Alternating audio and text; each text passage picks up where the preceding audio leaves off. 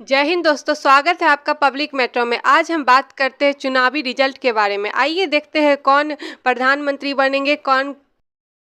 जितना बीजेपी बोल रही थी उतना फायदा उनको दिखते हुए नजर नहीं आ रहा है। ऐसा क्यों हुआ?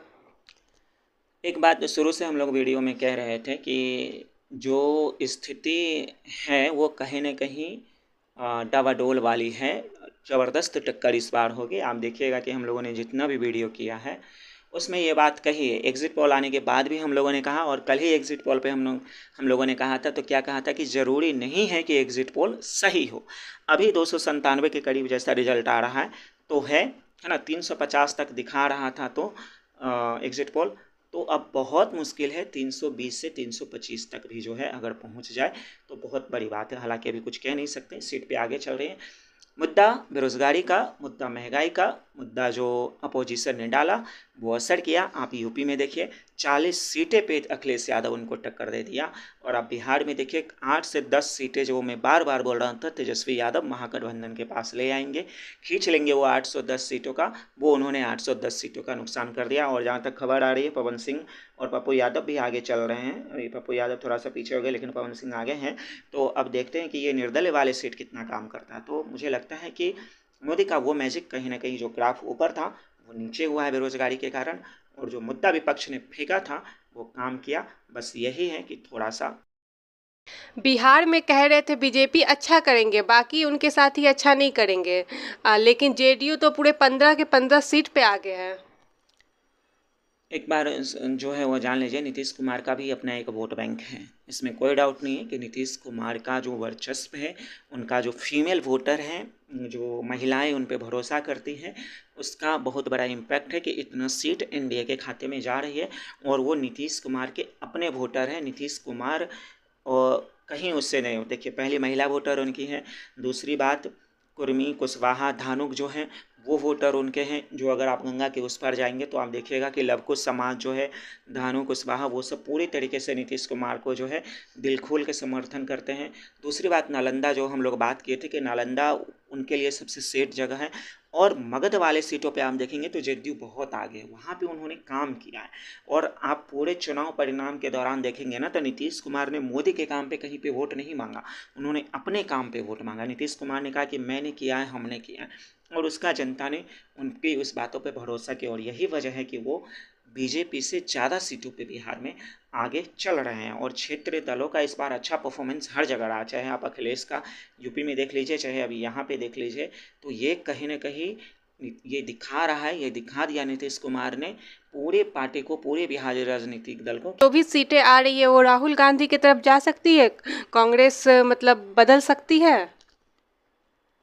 96 सीट तो अभी तक राहुल गांधी के हैं और 233 सीट जो हैं वो बीजेपी के। तो मुझे नहीं लगता कि अभी जो है वो अ, इस तरीके से बदलाव आएगा। लेकिन कुछ कह नहीं सकते हैं। 2 बजे से पहले तक, 2 बजे तक ही जिस तरीके से कंपटीशन चल रही है, 2 बजे तक ही एग्जैक्ट पता चलेगा। क्योंकि अभी 288 पे बीजेपी आ गई है और 241 पे एनडीए आ गई है, तो ज़्यादा का डिफरेंस है नहीं। तो अभी कुछ कह नहीं सकते हैं। 2 बजे से पहले हम लोगों को बनाना पड़े, लगातार आज अपनी ऑडियंस को कवरेज देना पड़ेगा कि क्या रिज़ल्ट है। लेकिन जो अभी चांस अगर आप देख रहे हैं तो मेरे हिसाब से 60% चांस अभी भी है कि बीजेपी की सरकार बनेगी। 40% मैं इसलिए दे रहा हूँ कांग्रेस इंडिया गठबंधन को, क्योंकि सीट उनकी लगातार बढ़ रही है, बीजेपी की लगातार घट रही है। तो मुझे लगता है कि अभी थोड़ा सा हमें इंतजार। आपको क्या लगता है बीजेपी 350 के पार पहुंच पाएगी? मुझे नहीं लगता कि 350 का आंकड़ा जो है वो इतनी आसानी से बीजेपी छूने वाला है। क्योंकि अभी आप देख लीजिए कि 297 पे जो है वो आ, अटकी हुई है। और मुझे नहीं लगता कि उस तरीके का जो है रिजल्ट जो है वो आगे आएगा। क्योंकि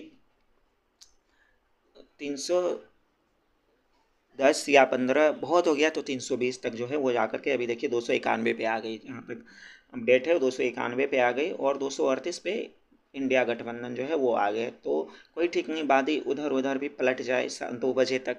क्योंकि अब ज़्यादा का मार्जिन है नहीं, ज़्यादा का सीट का डिफरेंट है नहीं। लेकिन हाँ, ये ठीक है, एनडीए को बहुमत मिल गई है, नरेंद्र मोदी फिर से प्रधानमंत्री बनेंगे, नो डाउट। लेकिन जो वो सपना था और जो एग्जिट पोल दिखाया था वो कहीं ना कहीं सही नहीं हुआ। और मोदी पे इस बार जो उनके विरोधी थे वो एक लास्ट क्वेश्चन है मेरा कि बीजेपी में मतलब यूपी में बीजेपी ने कहा कि इतना काम किया है, राम मंदिर ही बनवाया है, फिर भी वहाँ से इतना वोट कम क्यों मिल रहा है?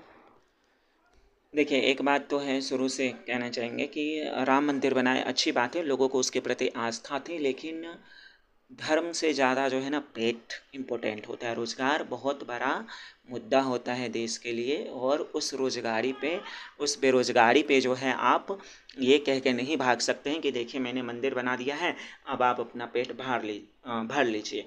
इस तरीके के चक्कर में आप, और नहीं आप किसी से कोई चीज़ों का ये ले सकते हैं कि किसी भी पार्टी को आप कम नहीं आंक सकते हैं कि ये पार्टी जो है कम है। अखिलेश यादव ने जिस तरीके से, तेजस्वी यादव ने यहाँ पे बहुत मेहनत की, उसी तरीके से अखिलेश यादव ने भी वहाँ पे बहुत मेहनत की, और पूरी तरीके से वहाँ पे उन्होंने माहौल को बनाया। और वो 80 सीट वाला लोकसभा चुनाव था, जहाँ पे कॉन्फिडेंटली बीजेपी कह रही थी कि 63 हम जीत रहे हैं, लेकिन 50% का सीट बच गया। इसका मतलब कहीं ना कहीं, देखिए यूपी बिहार दो बड़े स्टेट हैं, और यूपी बिहार के लोगों को ज़्यादातर बाहर जाना पड़ता है। 2014-2019 में दोनों राज्यों ने आपको भर भर के सीट दिया, लेकिन आपने कितनी फैक्ट्री लगाई यूपी में?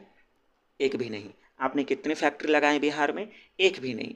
तो जनरेशन हर 10 साल में बदलता है, और जब हर 10 साल में जनरेशन बदलता है, यूथ बदलती है, तो यूथों को जॉब की ज़रूरत होती है, और जब यूथों को जॉब की ज़रूरत है, आप वही प्रोवाइड नहीं कर पा रहे, तो फिर यूपी हो और बिहार हो, यूपी बिहार जैसे राज्यों से आप एक्सपेक्ट नहीं कर सकते हैं कि 2014 में जैसे आपको मिला था वैसे आपको मिल जाएगा।